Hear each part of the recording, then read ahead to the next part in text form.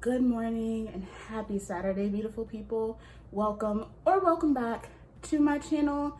You're pulling up to Third Eye Reads. My name is Bree and today we are doing book and breakfast. Now, if you are new here, every month, the first Saturday of every month, we pull up to have a little communal bookish event, if I say so myself.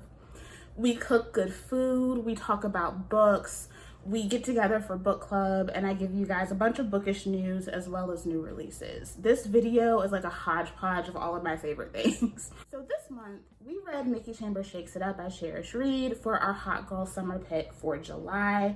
It was a phenomenal read, and I wanted to do a little something inspired by the book. So today we're going to be making the most delicious breakfast pizza you have ever seen in your life, and I have no doubt that this would be one of Nikki's picks to put on the menu for brunch at the saloon. So if you're interested in getting some good food, getting some bomb book recs, and hearing about all of the amazing things that are going on in the bookish world, then just keep on watching.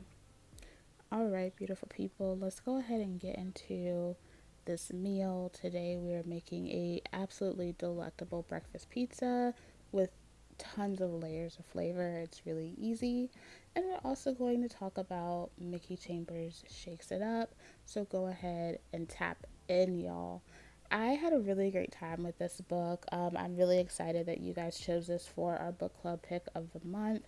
The book follows Miss Nikki Chambers. At the top of the book, we're introduced to her as a kind of struggling adjunct professor at her local university. And she's also living with hyperthyroid disease. So she is losing out on summer classes, and she has no clue how she's going to pay for her medications. She's also kind of in that really difficult spot as someone who suffers with a chronic illness of being an adult and really trying to show that she is independent and can handle things on her own. I relate heavily. So Mickey decides that she's going to get a new job. So she decides to go to a local saloon just on a whim, and she ends up getting a position as a new barmaid. And in comes Diego Acosta. Diego is our super fine early 40s widower, and come to find out, after he hires Mickey, he discovers that Mickey is in fact one of his new teachers. Diego is also in a position where he is trying to kind of prove to himself that he can make it on his own without the help and the guidance of his wife, and one of the ways he's trying to do that is by going back to school. And he makes the commitment that if he can get through one class and do well, that he will go for the degree. So, of course, Nikki and Diego, being the true adults that they are, decide that, we don't have to let this stop us. I can be your teacher, I can be your boss, and we can make sure that everything is just copacetic. But the one thing that they didn't really bank on was the attraction that they would have for one another. I really had a great time with this book, especially considering the representation. I felt like I was very much seen in this book in terms of Mickey's struggle with chronic illness. I think Mickey and Diego are another couple that's kind of like two sides of the same coin, right? Both of them are kind of heavily masking through life.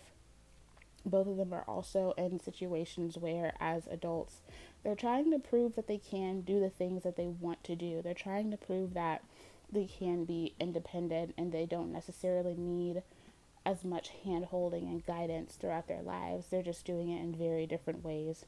And especially with Mickey's chronic illness, I think Cherish Reed really captured this very well, especially that moment when Diego realizes that Mickey does in fact have something going on. He suspected it, but once he gets that confirmation that she is living with an illness, that is a big a big factor for many of us who struggle with chronic illness, especially in relationships.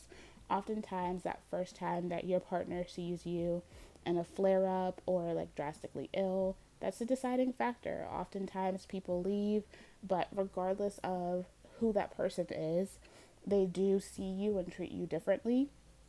And to see Mickey stand up for herself and acknowledge, like, hey, I live with this. I don't suffer. I live through and I work through, and you don't get to treat me as less than, and you don't get to coddle me just because you see that I'm struggling. If I need help, I'll ask for help, and, as it goes. It was really great to see that and to have that representation, because it's something that I live with, especially as a woman stepping into my 30s regularly. And of course, also, like, I really love the way that we see Diego honoring his wife throughout the building of his relationship with Mickey, and really embracing what she would have wanted to see for him in his future, and moving on in a way that still brings her memory to the forefront without making Mickey feel like a third wheel within the relationship. I love this book so much. It was so sweet. It was very much like a cutesy, fun, hot, steamy, but still tender romance. I do think that the romance did move a little bit quickly, but that's okay over here. I had an amazing time with this one. I felt like the representation as far as chronic illness goes was beyond. And I also love the inclusion of culture and food. I think Cherish Reed did an amazing job with that as well. So I'll be interested to see if we do like get more input, like more books from other characters. We had quite a few folks from the saloon that posed very amazing opportunities for new books.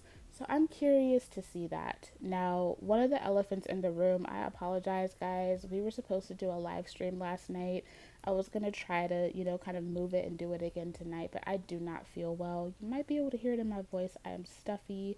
I've been dealing with some sinus headaches and stuff like that. And just doing this voiceover is painful. So for the next book of the month pick, we will do a couple of live streams throughout the month. And kind of try to make up for all of that and get that going. But thank you guys for holding it down with me. I really hope that you guys enjoyed this month's book club pick. I had an amazing time. I thought it was super duper cute.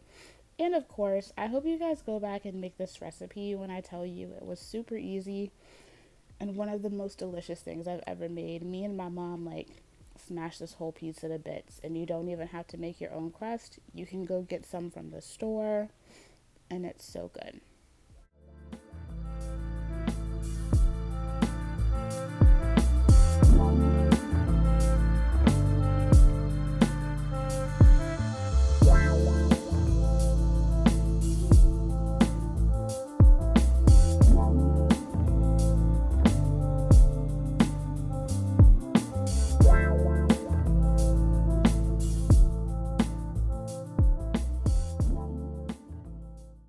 Alright guys, I hope you enjoyed that recipe. When I tell you, absolutely delicious. It came together phenomenally. Definitely going down on my list of things to make for the girlies for brunch. Like, straight up brunch classic right there. I will have the recipe in the description box below for you guys. Overall, this was a phenomenal book pick. I would give this a solid 4 stars. This is a solid 4-star romance read for me. It was cute, it was spicy. I loved the representation that was floating throughout this book, and I'm curious to see if Cherish Reed gives us more of some of these characters, because I am really interested in some of the other characters in here. Like Ali, she had a very interesting story, so I'm curious to see if we see some more people from the saloon again. I hope you guys enjoyed this book club pick. It was a really good time. So many of you told me that you ate it up. So if you are interested in tapping into the book club experience, go ahead and get ready, because this month we are being seductive and scholarly. It's back to school season, y'all. And I thought that it would be nice to just kind of go ahead and jump off of that. I felt like Mickey being a professor was a vibe. And I wanted to keep that momentum going and kind of, you know, give those of you who are going back into super mom mode a little bit of a sexy reprieve. So here are our book club picks for the book of the month for August. Whatever you would like to read, make sure you comment in the comments below. I will repeat, if you would like to participate, or even if you're not sure but you know you want to read one of these, go ahead and put your pick in the comments below. All right, our first choice is Hot for Teacher by Monique Fisher. This is one that has been just on my radar for a while. This is a single mom that takes a chance on a one-night stand. And of course, that one-night stand happens to be her son's teacher. I believe this is also an age gap situation as well. So I have had this on my eye for a hot minute. So if you would like to read Hot for Teacher by Monique Fisher for the book club pick of the month, make sure you put that in the comments below. Our next option is Plie by A.H. Cunningham. Now listen, so many of the people who follow me both here and on the book channel have shown an interest in a certain lifestyle, and I think that A.H. Cunningham is a great author to read if you have that interest. It's not source material, but I'm just saying, A.H. Cunningham knows what she's talking about. Plie by A.H. Cunningham features a struggling ballet teacher who starts to learn some new tricks when she finds the dom of her dreams. And the dom of her dreams also happens to be the father of one of her ballet students. This one features a lot of BDSM. We have a dom sub dynamic. So if that is something that interests you, you feel like that would be a bomb read, go ahead and drop that comment in the comments below. And then this is another series that has also been on my radar. This is book one of The Teachers of Parkwood High. This is X and E. This is a teacher on teacher workplace romance that features a grumpy new English department head who is finding his second chance at love with one of the math teachers at the high school. He is a grump, she is the sunshine, but she is also seasoned. And so I have had my eye on this one for a good minute. I've heard that this series is phenomenal. So that is book one, X and E, The Teachers of Parkwood High. If you want to read that one, make sure you put it in the comments down below. And then last but absolutely not least, we're getting into the STEM realm here. We have The Love Simulation by Etta Easton. We have a vice principal and a shy science teacher that are competing in a Mars simulation to win a grand prize. They're both working towards funding, and our science teacher is a little bit suspicious of our vice principal because his daddy is running things and his daddy is taking away all of the important funding from the school. So he's gonna have to prove himself to win her heart. If that sounds like something that you wanna read, we have a lot of STEM. We also have some forced proximity in here. Then go ahead and comment that you would like to read The Love Simulation by Etta Easton down in the comments below. I'll go back through those one more time for you. We have Hot for Teacher by Monique Fisher, Plie by A.H. Cunningham. We have X and E, The Teachers of Parkwood High, book one by Nina High, and we have The Love Simulation by Etta Easton. Make sure you comment which one you would like to read down in the comments below. I am excited for all of these. So, I mean, I don't even know what to pick right now. So I'm curious to see what you guys pick, and I am excited for us to get into our seductive and scholarly August book pick. All right, now of course, while we are here, I gotta go ahead and give you some of my current bookish obsessions. I will say that right now, I think I've kind of like ran myself into the ground with romance, and I have really been pulling from other things. I had so many arcs to read in August. Like, I did not realize that all of the arcs that I was anticipating and things that I wasn't anticipating and just happened to get sent were coming out all in the same month. I had over 15 arcs due this month, and it stressed me the hell out. And so I didn't do a TBR for August simply because I was behind. So I have been reading 2 books that were on previous TBRs that I just was not able to get to because of other demands. The first one is The House of Eve by Sadiqa Johnson. This one is a historical fiction following 2 women who whose lives cross in different ways. We have Eleanor and Ruby. This takes place in 1950s Philadelphia. We have 15-year-old Ruby, who's on track to become the first in her family to attend college, but then she ends up in a really kind of taboo affair with someone that really kind of threatens all of her opportunities. And then we also have Eleanor, who's living in Washington, D.C. She's really ambitious. She's currently in college. She meets William at Howard University, and they really just kind of fall for each other, even though there are so many different hurdles that are kind of standing in their way. But he is from a very elite and like wealthy family, and that also causes several trials and tribulations for her. And she's trying really, really hard to just kind of fit in. Both of their stories kind of come together in a really like unexpected way. And they both kind of have to figure out how they're going to navigate these things. We have a lot of discussions of colorism going on, as well as obviously racism. We have Ruby, who is like head over heels for this little white boy that she is just like crazy for, and it's very clearly not going to work. We also have a lot of like difficult mother-daughter dynamics in here as well. It took a minute for me to get into this simply because some of my friends were telling me I needed to read Yellow Wife first, and so I read Yellow Wife, and now I'm working it through this. I'm about 70 pages in, and I'm having a really, really good time with this one. It was definitely kind of like, it steered me in a direction that I needed to go, because just, I was reading so much romance, y'all. I was like, Lord, if I see somebody open their legs one more time, I can't believe I said that. Like, y'all know, your girl reads a lot of smut, and most of the arcs and things that I get sent are romance focused as well, so that kind of influences more of that in my reading as well. And then I also have One of Us Knows by Alyssa Cole, and this has been phenomenal. This one follows our main character, Kenitria Nash. Now, Kenitria is definitely a conundrum. She is someone who is living with dissociative identity disorder, and she has several different alters. So when we're getting into the book, we're kind of reading this forum that is created by Kenitria and all of her alters, and all of them kind of are tapping into what's going on in their world.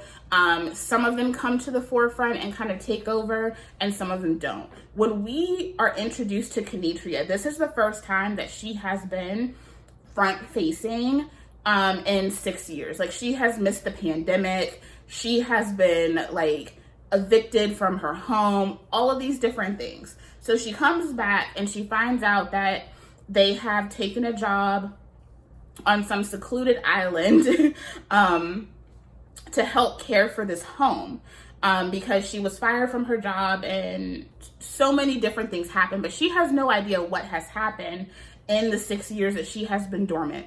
All she knows is that one of her alters has basically like kind of given her enough information to like get through the door, get through the interview, get the job, and that's it. She ain't talking to nobody. So she is going to this island, and it's very clear that she wasn't told everything up front. We have some murder mystery going on here, but we also have the mystery of what really happened to Kenitria over the last 6 years, because she currently knows nothing.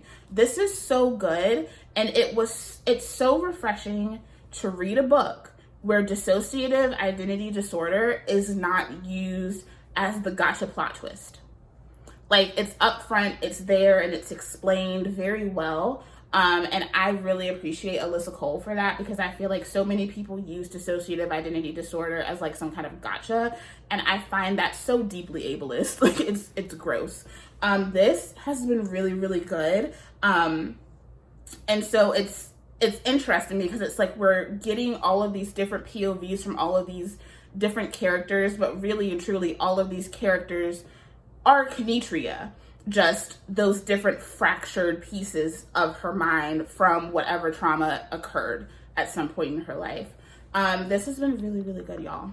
So if you have been curious about it, go ahead and tap in. And of course, in ebook form, I'm also working on The Game is Afoot by Elise Bryant. That is a really cute mystery. It's very much like amateur sleuth. We have our single mom back again, Mavis, who is trying to navigate her life now that she has gone through the whole ordeal of everything that happened in book one. Book one is It's Elementary by Elise Bryant. If you have not read it, you should.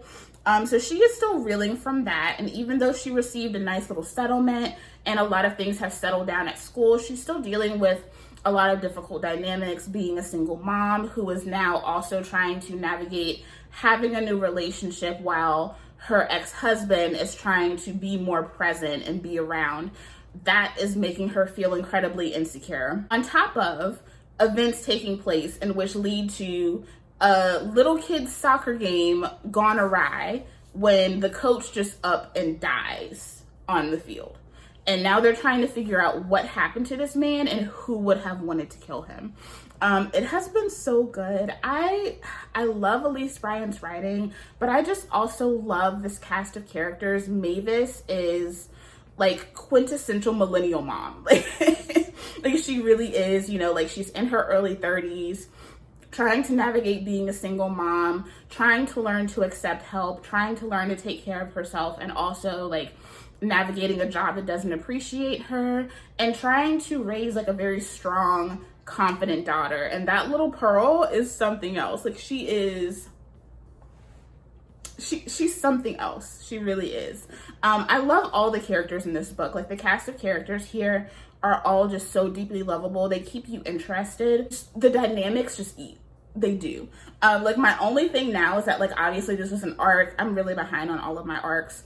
But I really I want to read this in the fall time. Like because it's set around like the school year, I want to read this when it's like fall and it gets dark early. Like that's when I want to read it. That's the vibes that it gives.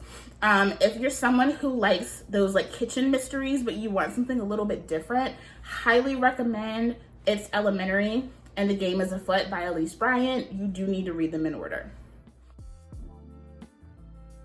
I have a little bit of bookish news for y'all. First things first, congratulations to Miss J.L. Seegers.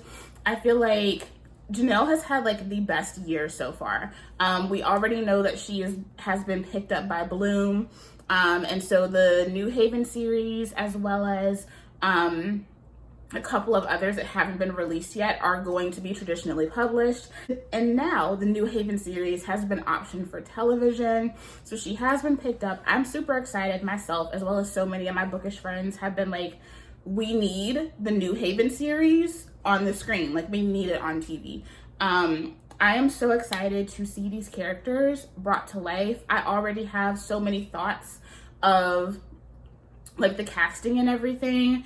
And I think I'm probably going to do a couple of videos on like books that I would love to see transition into television and film, because I think there are a lot of overlooked books and series that have not been optioned. And there are still quite a few things that I love that I personally don't want to see on screen. Like I feel like it's going to be a train wreck.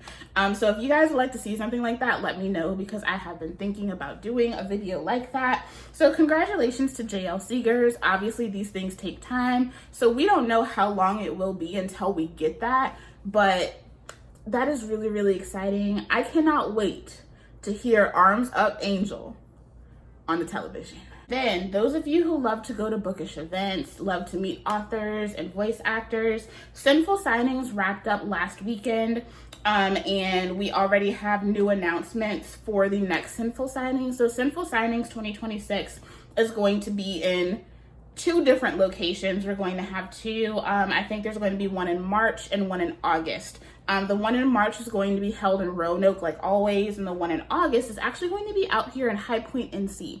I live pretty close to High Point, so I am considering going to the one in High Point, even though my friends really, really want me to go to the one in Roanoke. So we will see. Depends on how my body is feeling and if I am really able to travel, and what my work life is looking like, because right now everything is just up in the air. It's just a mess.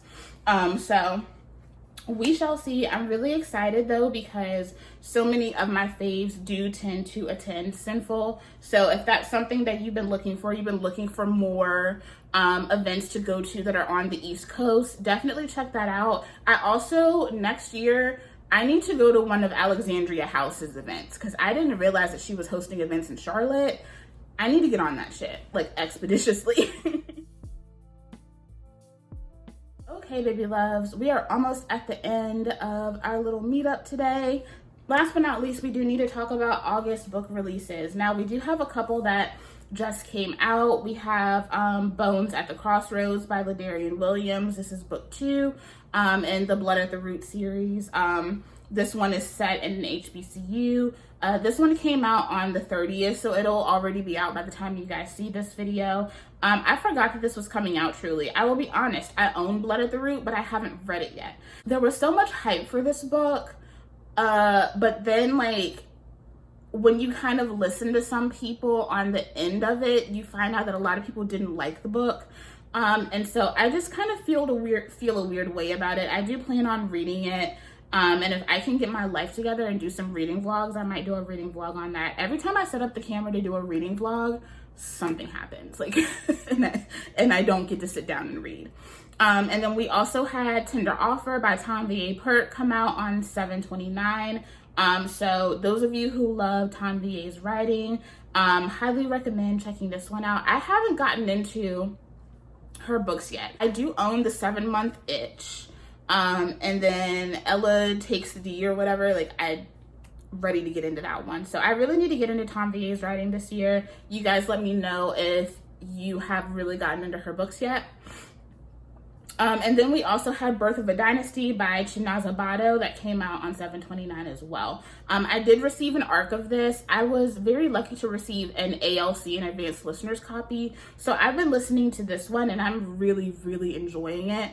It is fantasy and it's been a nice change of pace for me. So I will be giving you guys a review of this one once I finish it. So far, I'm really enjoying it. Then on the 5th, we have Once Upon a Time in Dollywood by Ashley Jordan. This was one that wasn't really on my radar, but I was sent an art copy of this. And I am going to sit down and try to read this one. It sounds really, really interesting. We also have You've Got a Place Here Too. This is a Black romance anthology that takes place at an HBCU. So it's featuring various Black love stories in an HBCU setting. This is being authored by Ebony Liddell and it's coming out on the 12th. I do have an advanced copy of this one. I will have it read by the 12th. I was super duper excited to get this one. I have heard amazing things about Ebony Liddell and I love a good anthology, especially when it comes to Black love. You give me Black love and an anthology and I'm there. We also have a really interesting one. This is A Lesson in Deceit by Ali Shantae. This one is coming out on the 19th. I am really excited to get into this. Ali did send me an ARC of this, and this is Why Choose. One of my friends, Krista Rose, over on TikTok, just finished reading this, and she was like, girl, like, she was squealing. She was like, you need to get into this. So I'm gonna do my little stint over in some other genres, and then I'm coming back and we're getting into A Lesson in Deceit, because I feel like part of the reason why the books just haven't been hidden is because I'm not reading enough Why Choose. Like, once you start reading Why Choose, once you start reading a lot of queer romance too, like, other things don't hit the same. It just is what it is. And then my most anticipated read of this month, Chrysalis by B.B. Reed. This is the conclusion of the Men of the Wilds duology. Y'all, look, I am so ready.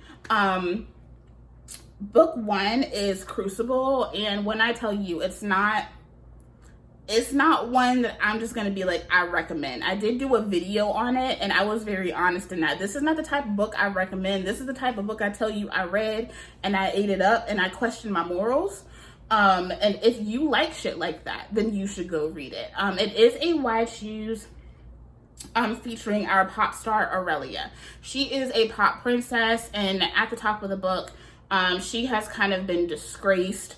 She has been known as like this golden girl in the industry for forever, and she is like, you know what, fuck that. Like, I'm mean, I'm a bitch.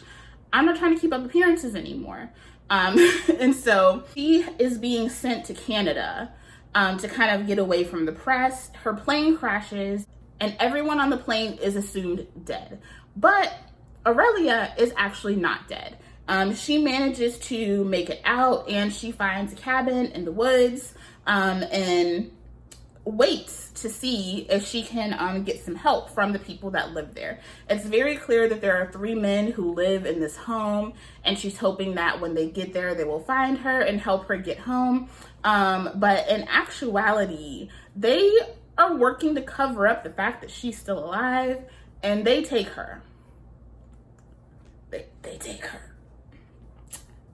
They take her. It's a lot. It's dark. If you cannot deal with non-con, you cannot deal with dubious consent, do not read this book. BB Reed is insane. She's the most adorable looking woman on the planet, and she is insane. Absolutely, completely insane. So just fair warning, if that sounds like something that you cannot handle, do not pick up that book. But if you are someone who is like, yeah, I like it as dark as I can possibly get it, you're gonna love Crucible.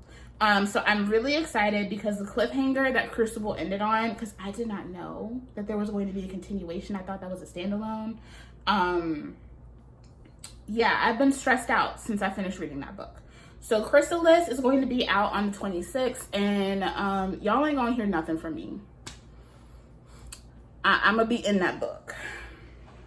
Then we are supposed to get Desperado by Kenny Gory Bell this month. This is book 6 in the Blood Legacy series. This is Saban and Snake's story.